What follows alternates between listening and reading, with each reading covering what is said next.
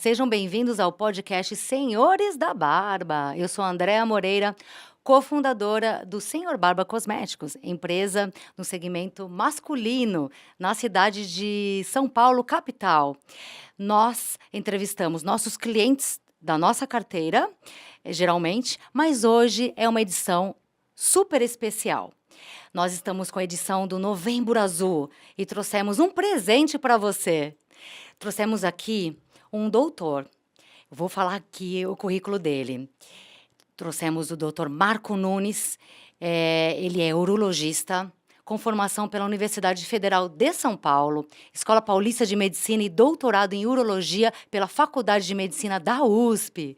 Ele atua com foco em cirurgia robótica e técnicas minimamente invasivas no Hospital Alemão Oswaldo Cruz, onde integra o Centro Especializado em Urologia e Cirurgia Robótica. É membro da Sociedade Brasileira de Urologia, especialista certificado desde 2010. Com ampla experiência clínica e cirúrgica, Dr. Marco é referência no diagnóstico e tratamento de doenças da próstata, rins, bexiga e trato urinário também, sempre buscando soluções seguras, modernas e personalizadas para os seus pacientes. Então, nós temos aqui a honra de chamar o doutor Marco Nunes. Boa tarde, eu que agradeço aí o convite e aproveitar para ajudar, né, na divulgação da campanha do Novembro Azul, que é muito importante para a saúde masculina e das famílias então, em geral, né? Exatamente. E agradecimento especial para você e para os senhores da Barba aí por me receber. Eu que agradeço, doutor. É uma honra você poder esclarecer esse assunto que é tão importante para o nosso segmento de clientes, que é do segmento masculino. Eu começo, então, com a pergunta sobre a importância do Novembro Azul. Por que Novembro Azul? Ele veio depois mesmo ou seja, do Outubro Rosa? Ou seja, dois projetos que vieram juntos ou não? Ele surgiu bem depois dessa consciência, né? Sim, eles, na verdade, eles fazem parte, né, de uma série de propagandas e campanhas, Sim. né, visando principalmente a parte oncológica, né, o outubro em relação ao câncer de mama e o Sim. novembro azul em relação ao câncer de próstata, que são os principais cânceres relacionados ao público feminino e masculino. O Novembro Azul já é uma campanha antiga, né, que nasceu na Austrália, e foi sendo incorporada aos poucos aqui no Brasil, e desde 2011 ela tem sido divulgada amplamente, ano a ano, e a campanha tem crescido cada vez mais. Que maravilha.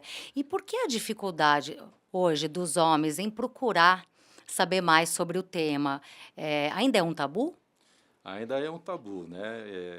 Principalmente em relação ao exame de toque retal. Sim. Existem muitas piadas, né? E o tabu é muito grande nesse sentido. O Novembro Azul, ele não visa a gente falar exclusivamente sobre o câncer de próstata, mas Certo. também na importância do autocuidado que o homem deve ter com a sua saúde, né? Além de tentar quebrar e desmistificar os cuidados em relação à próstata. Mas existem muitos fatores culturais que acabam dificultando um pouco, né? Sim.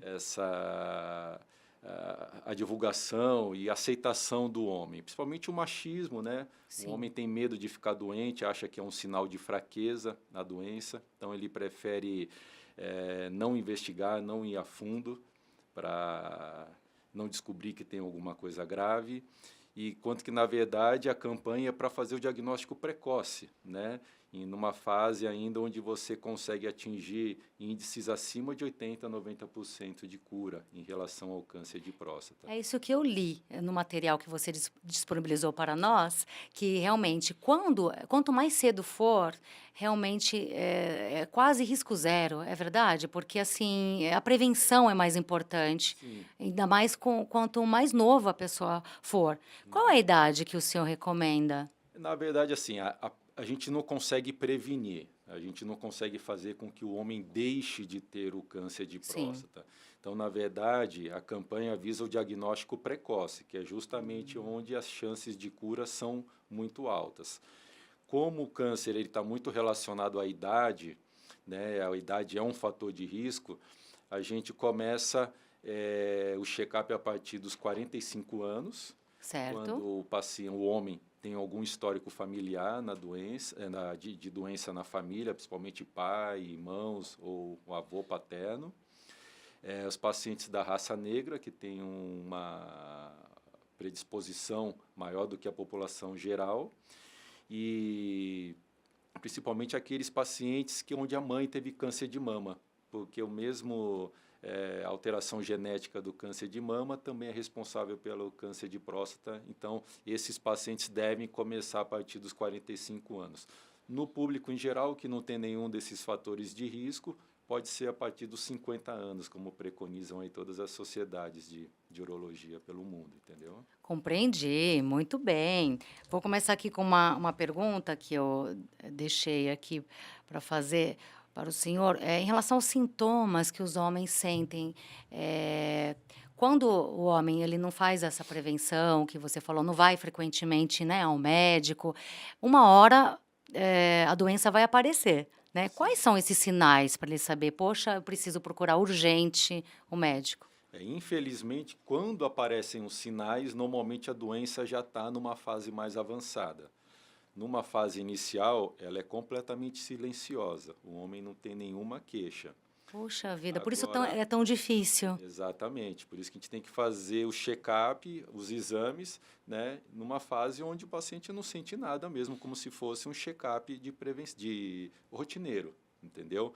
Agora, como a próstata é uma glândula que abraça a uretra, que é o canal da urina, quando ela começa a ficar alterada, ela pode dar sintomas principalmente miccionais, relacionados ao jato. O jato da urina fica fraco, o homem tem a sensação de que não consegue esvaziar completamente a bexiga, ele tem um aumento de frequência, o número de vezes que vai ao banheiro, e com a evolução da doença, podem começar a sentir sintomas mais severos, como sangue na urina, sangue no líquido seminal.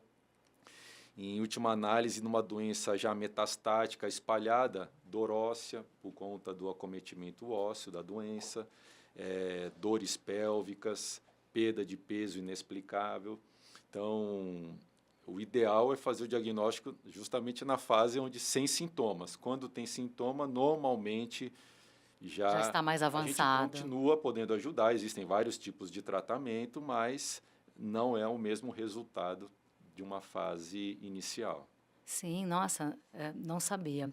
Agora, quais são os exames que, são necessários que a pessoa faça para realmente participar, né, dessa, diagnóstico precoce? Sim. O exame de sangue faz Certo. parte, né, de toda a pesquisa rotineira. O PSA, que é uma proteína produzida exclusivamente pela próstata. Então, ela é aferida nos exames de sangue. Além disso, o tão famigerado toque retal, Sim. onde a gente consegue ver o tamanho, a consistência de toda a superfície da próstata. E, além disso, alguns exames subsidiários, como exames de imagem, ultrassom, ressonância magnética ou tomografia, a depender de cada caso, né, de cada queixa do paciente. Mas, em geral, são esses exames: exame de sangue, exame de imagem e o exame físico através do exame de toque Sim. retal. Maravilha. E tem fatores de risco para essa doença? Você já falou da genética, mas tem Sim. algumas outras O principal alguns fator de fatores? risco é a idade. A idade. 1 a cada 10 homens terão câncer de próstata. 1 a cada 10 homens? Eu errei, desculpa. 1 a cada 6 homens terá câncer É de menos próstata. de 10? É menos de 10. 1 a Então, cada assim, é 6. uma incidência alta que vai aumentando com a Sim, idade. sim. Se você for ver, 70% acontece nos homens acima de 60 anos de idade. Então, com o avançar da idade, vai aumentando o nosso risco de ter a doença. Além disso, como eu falei, os fatores genéticos, familiares, né, principalmente parentes de primeiro grau que tiveram a doença, né?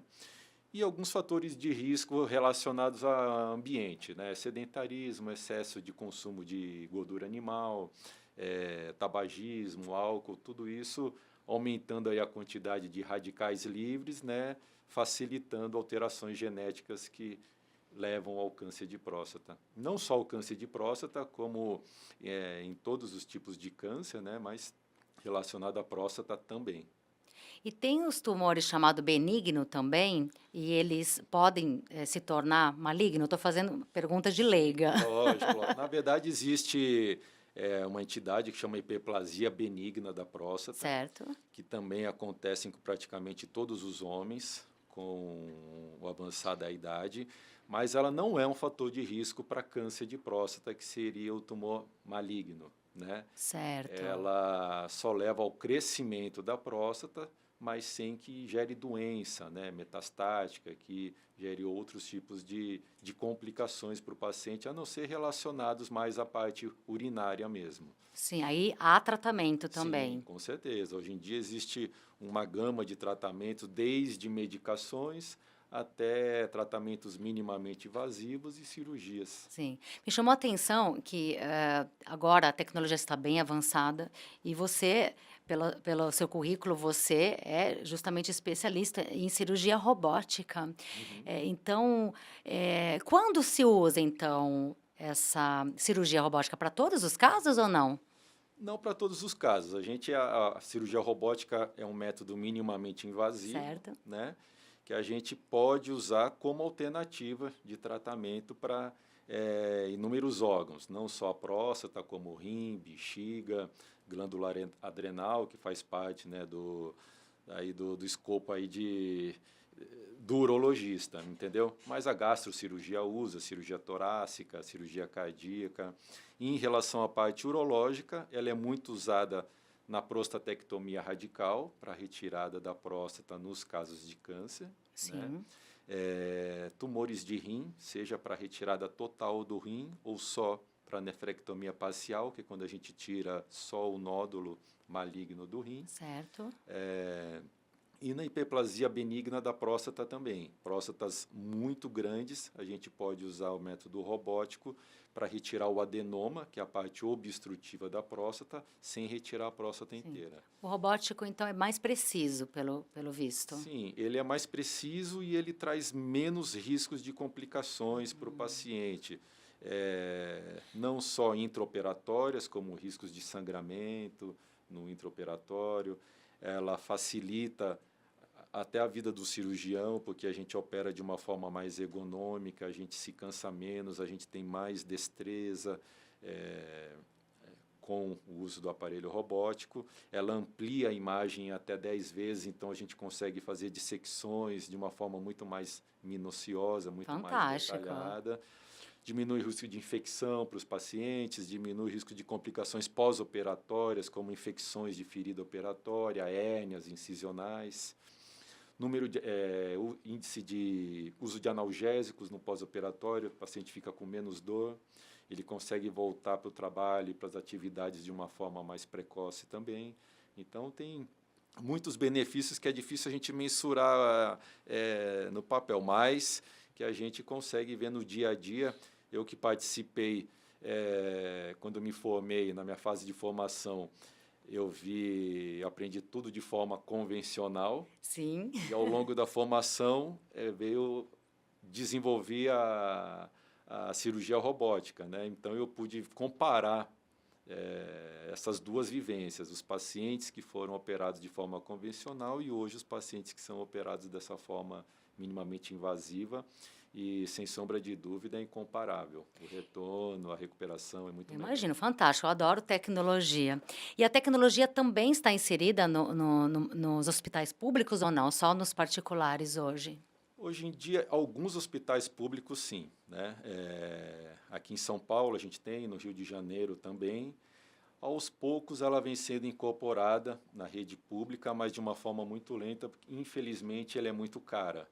Então, Sim. o preço de uma cirurgia robótica, você consegue fazer várias cirurgias convencionais. Sim. Então, pensando em saúde pública, onde a gente tem que, né, oferecer tratamento para uma gama maior de pacientes, a parte do custo acaba sendo um fator limitante para a cirurgia robótica em relação, né, à parte pública. Mas aqui em São Paulo a gente tem algumas ilhas de excelência, né, onde a gente tem o sistema robótico em atuação no sistema público. Maravilha. E onde fica a sua clínica? Porque, você também faz esse atendimento Sim. particular e tem os parceiros que são os hospitais onde você realiza a cirurgia também. Aham. Onde te encontrar, doutor? Eu fico aqui na região da Bela Vista, no centro. Certo? Acabo atuando muito no Hospital Sírio-Libanês, no Hospital Oswaldo Cruz, no 9 de julho. A clínica fica na rua Barata Ribeiro, é a região central, de fácil acesso, e fico à disposição para ajudar. Eu que Quem agradeço. tiver dúvidas, se quem quiser mandar depois recados e perguntas no Instagram, no site, eu fico à disposição para ajudar. Eu gostei muito de saber que, o senhor proporciona atendimento humanizado, né, assim, e também atendimento personalizado. Você poderia falar um pouquinho sobre isso? Sim, claro. Quando a gente pensa em campanha, né, a gente tem que pensar em atingir um número maior de homens para fazerem, né, a prevenção. Mas a gente tem que analisar cada caso, cada paciente tem a sua história, tem a sua idade, tem os seus medos, os seus preconceitos, as suas dúvidas. E então a gente tem que acabar não pode tratar o paciente de uma forma generalizada. Cada paciente tem o seu histórico, né? Então, a gente tem que olhar caso a caso, né? Para decidir o que seria melhor para aquele paciente, o que pode ser melhor para você, pode não ser melhor para o outro, sem falar das questões financeiras em relação à parte de seguridade social, né? Os planos de saúde, mas o importante é acolher todos os pacientes, tirar todas as dúvidas, desmistificar os medos, né? E tentar fazer com que eles sigam de uma forma mais tranquila e natural em relação aí ao check-up e à prevenção, né? Ou seja, Da tem esse próstata. acompanhamento, Sim, a gente caso a faz o acompanhamento caso. caso a caso e todos os pacientes ficam sempre abertos para tirarem as dúvidas. A casa lá está sempre à disposição deles. Maravilha, bom saber. Eu também tenho uma outra pergunta aqui, é sobre os tratamentos mesmo, né, em relação à qualidade de vida do paciente, né, porque a gente vê que também os órgãos são bem próximos, né, então muitas vezes uma cirurgia pode impactar num problema na bexiga, pode impactar em outros órgãos. Como que é esse pós, né, cirúrgico? Falando especificamente de próstata, Sim, né, a maioria dos tratamentos para câncer de próstata, lógico, a gente tem que visar a cura do câncer. sim, Infelizmente, eles acabam gerando alguns efeitos colaterais, principalmente em relação à parte de incontinência urinária incontinência e de urinária. impotência sexual.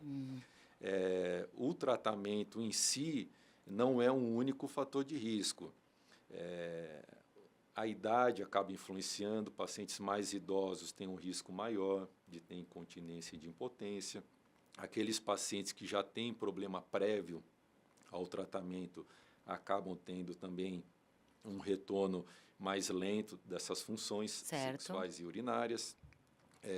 Pacientes que precisam fazer tratamentos multimodais, como cirurgia associada à radioterapia, associada a bloqueio hormonal, onde a gente acaba diminuindo a produção da testosterona, né, que é o principal hormônio masculino, responsável pelo vigor físico, pela libido e tudo mais.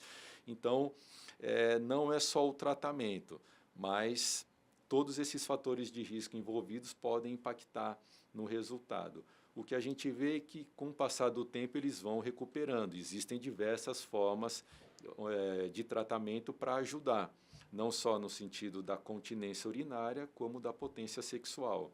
Mesmo os pacientes apresentando esse tipo de efeito colateral, a gente consegue ajudar muito depois e muitos acabam recuperando a vida plena. Sim, por isso que é importante realmente o homem se conscientizar que é necessário procurar ali, né, fazer os exames, tentar ver o diagnóstico prévio para que não chegue nesse quadro. É muito triste porque a gente vê que o país ainda é um país machista, a gente vê, eu Sim, falo até pela minha própria família, né? Então, meus irmãos só vão no médico quando tem algum problema sério. Já a mulher não. A mulher já faz o diagnóstico, ou seja, já faz os exames anuais, né, de rotina. Por que será que o homem não faz de rotina, né, Esse é, anual? esse é um dos preceitos aí do Novembro Azul, é tentar criar esse hábito. As mulheres, como você falou, elas já vão desde a adolescência no ginecologista. Então, hoje em dia, a gente tem preconizado para o menino e o adolescente também começarem já a fazer esse acompanhamento com o urologista, não deixar esperar chegar aos 40 anos de idade, aos 45, para começar a fazer o check-up. E, na verdade, cada idade tem o seu foco principal, né?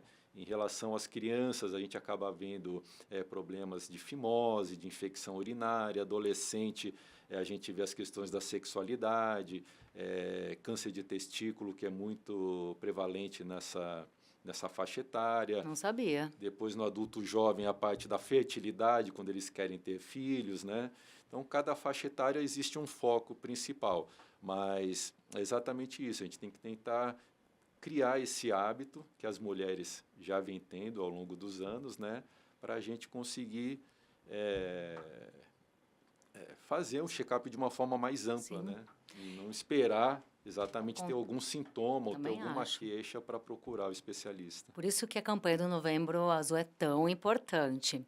Agora me vem uma pergunta, porque tem muitas pessoas, que usam anabolizantes, isso também ajuda a piorar, né, Na essa verdade, assim, situação, né? hoje em dia, a gente tem visto cada vez mais o uso, né, da reposição hormonal de uma forma esportiva ou estética, né, para ganhar massa muscular, e isso com certeza acaba impactando bastante na qualidade de vida dos homens, principalmente a médio e a longo prazo. O que acontece? O testículo, que é o órgão que produz a testosterona, ele deixa de trabalhar quando você está recebendo a testosterona Sim, de uma forma externa. Então, se ele fica muito tempo sem trabalhar, ele acaba atrofiando. E o que acontece? A gente acaba condenando esses homens a ter que fazer reposição para a vida toda. para a vida Para a toda. vida toda, porque o testículo atrofia sem volta. Fora que pode dar o câncer também, né, Sim, se no já existir testículo. um câncer, ele pode alimentar esse câncer. E sem falar também na função reprodutiva, né? Porque o testículo atrofiando, eles deixam de produzir espermatozoides ou diminui demais o número de espermatozoides, também impactando quando eles vão querer ter filhos no futuro. Então, Certo.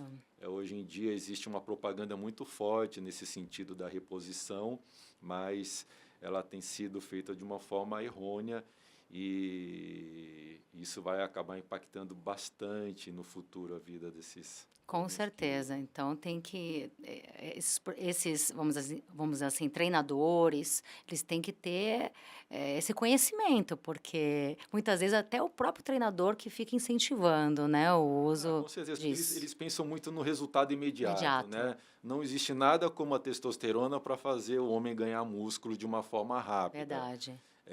Então, esse imediatismo é que acaba gerando problemas no futuro, né? Com Então, certeza. é perigoso. E agora, com a chegada da inteligência artificial, que avanços, então, a medicina, vai poder, ter com, assim, com a IA, né, como aliada? Como que, você já está percebendo essas mudanças ou você acha que ainda vai demorar um tempo para Não, ter essa integração? a gente tem percebido bastante, principalmente em relação à parte de diagnóstico, Certo? porque como eles conseguem juntar um banco de dados muito grande, né, eles conseguem otimizar, principalmente em relação a exames de imagem. Sim, A IA vem otimizar no sentido deles conseguirem tentar identificar quais alterações nos exames de imagem são mais aumentam, né, o risco daquela pessoa ter o câncer de próstata e com isso direcionar melhor quem realmente precisa fazer a biópsia, porque o diagnóstico só é dado através de biópsia, né? certo. Então a gente consegue definir melhor quem precisa realmente fazer biópsia e quem a gente pode esperar um pouquinho e acompanhar só através de exames. E em relação também assim, a quando você pensa em saúde pública, você consegue também melhorar, identificar quais os fatores de risco para aquela população. Então, tem locais no mundo onde o câncer de próstata maior num tipo de raça, entre aspas, ou numa faixa etária, você consegue personalizar por regiões quais são os principais fatores de risco daquela região. E com Fantástico. isso você aumentar os índices de detecção da doença naquela população específica. Então veio para agregar mesmo valor e Com nos dar certeza. velocidade também, não é? Nos processos, é mais nesse sentido, né? Exatamente. Agora uma pergunta bem engraçada, e esses robôs mesmo, porque tem a cirurgia robótica, mas tem os robôs mesmo agora que estão Sim, vindo aí, você acha que vai aham. substituir o médico? Com certeza não. Não, né, também É, acho que não. porque alguém tem que se responsabilizar, Sim, né? Então, o robô ele não é responsável por nada, né? Então, e também não acaba não trata o ser humano como o ser humano deve ser tratado. Eu exato. acho que ele é fundamental eh, em alguns aspectos de organização, principalmente em relação à reunião de banco de dados, mas como atendimento é difícil. Eu acho que nada vai substituir o cérebro do homem Concordo nesse contigo, sentido. gênero, número e grau.